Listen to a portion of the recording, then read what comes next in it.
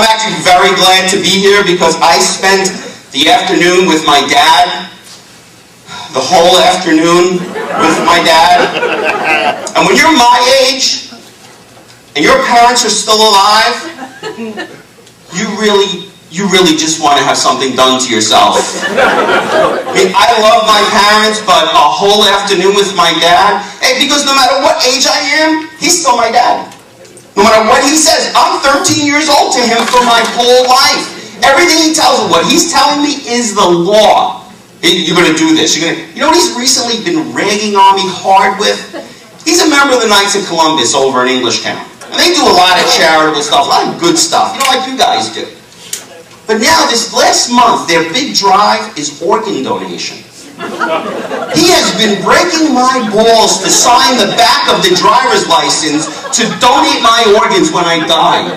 And he's got a really great sales pitch. You know, one of these times when you're on the turnpike, if you're involved in a fiery crash, you might not be able to tell them you want to donate your organs. Sign the back of the card. I signed mine.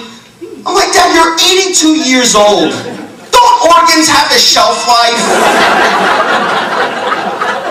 I mean, wouldn't you feel bad if some 10-year-old kid in Iowa got your eyes? Because you better get your glasses right along with them. And kids are cruel. He'll be known as Mr. Magoo for the rest of his life. How about the young guy that gets my father's bladder when he goes? That fourth time he gets up in the middle of the night and he goes, "Hey, thanks!"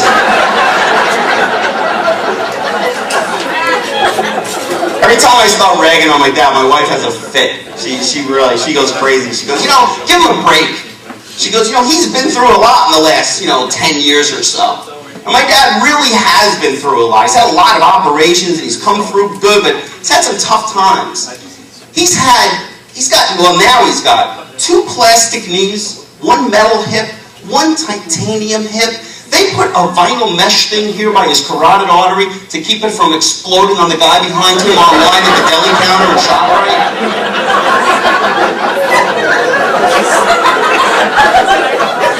And I was hanging out with him, and I'm sitting on the couch and I'm looking at him and I'm shaking my head. He goes, "What's the matter?" I said, "I got to tell you, Dad, it's going to be tough when you go." And it's the first time I ever saw my dad really get emotional. He's not an emotional guy. He's an ex-Marine. He looks at me, and I can see him welling up a little bit. And he goes, "You really going to miss me when I die?" I said, "Oh, yeah, but I think it's going to be tough on Mom, because we're not going to be able to bury you. We're going to have to recycle you. And plastics is only twice a month. What town has a titanium pickup? We can't cremate you. You got so much metal and plastic, and you're going to come out looking like a piece of modern art."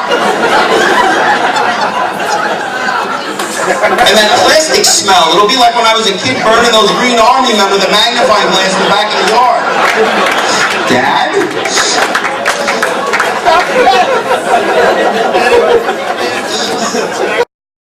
As a husband, you cannot go out there and just say, "Wow, that is an awesome looking vacuum cleaner. I'll get that." Because she'll kill you with it. A great gift would be a washing machine, right? No. You and I think that's a great gift. Your wife doesn't think that's a great gift. But why are they able to get away with buying us like underwear and socks and thinking that's a great gift? Every Christmas morning I have to have that same stupid look on my face as I'm opening underwear and socks. This is great. This is awesome. Look at this, another pair of white socks. This 6-pack. But this year was a little different because the last gift that I saw, my wife says to me, she's always like, she's big for making sure there's stuff in your stocking. There's got to be something in the stocking. I never put shit in the stocking. The things I buy can't fit in the stocking, and she likes it that way. But I'm like, what's it? Check your stocking. So I reach into the stocking over the mantle, and I pull out this little box, and it's wrapped really nice. I'm like, what the fuck is this place? I'm not a jewelry guy. I have one watch. That's enough. So I open it up, and it's an iPod. How many people here have iPods? Right? iPod's very cool. You have an iPod? Who's loading the iPod music for you? Exactly. I knew it wasn't you. She's talking all that big band music from Kaza or LimeWire, right? I bet you do it legal too. You spend the money on the iTunes? No? Here's the guy, right here. But yeah, I got an iPod. It was very cool. I always wanted an iPod. And I open it up, and it's one of the little minis, and it's red. And she says to me, I know you're not a fan of red, and I have 15 colors to choose from, and I know you like green, but I got you the red one. She goes, well, you know, the guy in the store said that for every red one that they sell, they donate medical supplies to kids with malaria in Rwanda. I'm like, but I don't like red. And I want to return it. I haven't even loaded it. I want to return it so bad, but I would feel like such a dick if I bring it back to Best Buy, and as they're exchanging it over in Rwanda, they're about to give some kid a shot, and they go, Bob, hold on a second. And that asshole returned it. Sorry, kid. No, you don't have to register for school next year.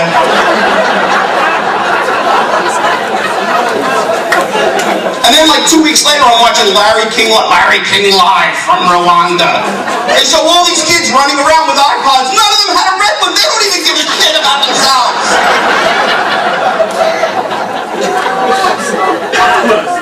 And that, you know what? I was just so glad. I didn't care about the recession, the gifts, any shit like that. I was just glad the holidays were over. Because I'm going to come out and say it, and a lot of you people are going to think it, but you're not going to say it. You're going to say to your wife or whatever, you're going to start, he's an asshole. But you're going to go home saying, boy, is he right. I hate the holidays. I like the theme of Christmas, the whole thing about the baby Jesus and all of that stuff, but I hate the holidays. I spend the whole year with my family. Why do I have to, in the span of 2 weeks, spend triple that amount of time with my family? I see them. Isn't that enough? And my brother comes up from Florida. A more annoying ass you will not find. I have nothing in common with my brother. Nothing at all. We never did. We don't hate each other, but we can't even carry on a conversation. And it's because he's one of these guys that everything he has is better than yours. He can just say, no, mine is better. I got it better. I got my GPS a year ago. I finally broke down and got a GPS. How many people here have GPSs? Right? Coolest thing, right? I get lost more with a GPS than I ever did because I rely on that shit thing to get me where I gotta get. I don't even pay attention. Oh, look, I didn't know the fuck was there. Don't worry, you don't get me. I'm in Missouri. I was actually only going for milk. All right, let's see how we get home from here. But like when I got the GPS the first time, and I plugged the address in, and 2 hours later I get to where I'm going, and you want to call somebody and go, this is the coolest thing! And I called my brother and he goes, yeah, you know I got a GPS for 8 years. All right, would you just give me this? And he comes over to the house this Christmas, and we're sitting in the living room. We have nothing to talk about, and it's uncomfortable, and we're sitting there, and I get up to get a drink in the kitchen, and my mom is in there, and she's like, it's very uncomfortable in there. She goes, say something to your brother. I said, Mom, we have nothing to talk about. Find something to talk to your brother about. So he went to reach for the remote, and I noticed his watch. And I said to him, oh, Frank, I got the same watch as you. He goes, what? I said, yeah, Walmart, $13.99. I got it 2 weeks ago. He goes, what are you out of your fucking mind? $13.99? I wouldn't wear a watch like that. He goes, this watch was $2,800. I got it from a Navy SEAL website. Come on, what asshole spends $2,800 for a Navy SEAL watch? You're not a Navy SEAL. He goes, you know why it's so expensive? No, why? He goes, if I ever get lost at sea.